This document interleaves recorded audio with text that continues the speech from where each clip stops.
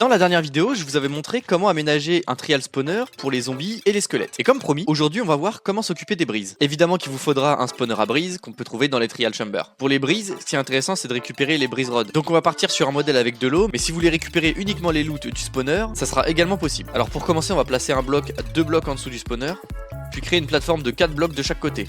Une fois qu'on a cette plateforme, on va venir placer des murs.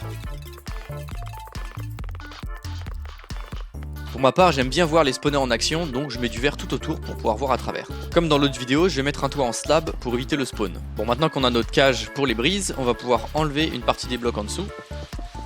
On va ensuite descendre d'un bloc pour créer une chute de 2 blocs et mettre un sol. Ensuite, vous choisissez un des deux côtés et vous enlevez le bloc pour créer un tunnel. Et ce tunnel doit faire également 2 blocs de profondeur. C'est là que les choses vont changer. Si tu souhaites tuer les brise rods à la main, alors mets une slab. En revanche, si tu veux juste tuer les mobs pour récupérer les loots, tu mets un campfire. Notre modèle est presque terminé et du côté opposé du trou, on va mettre une ligne d'eau. Si les calculs sont bons, l'eau devrait arriver pile au bord. Vous mettez également un courant d'eau à l'opposé du campfire. Et ça y est, notre spawner est déjà opérationnel. Et voilà ce que ça donne en action. Les brises spawn, tombent dans l'eau et se retrouvent bloquées dans un seul bloc. Et il te suffit ensuite de les laisser mourir. En faisant le test, j'ai oublié de vous préciser quelque chose. Une fois que la vague de mobs a terminé, le loot sort par le haut du spawner, ce qui fait qu'il faut placer 2 blocs au-dessus du spawner pour que le loot tombe dans l'eau et arrive en bas. Et évidemment, pour récupérer le loot, il suffit de placer un coffre, ainsi qu'un hopper dessous. J'ai relancé un test, mais cette fois sans le campfire, pour vous montrer quand on tue les mobs à la main.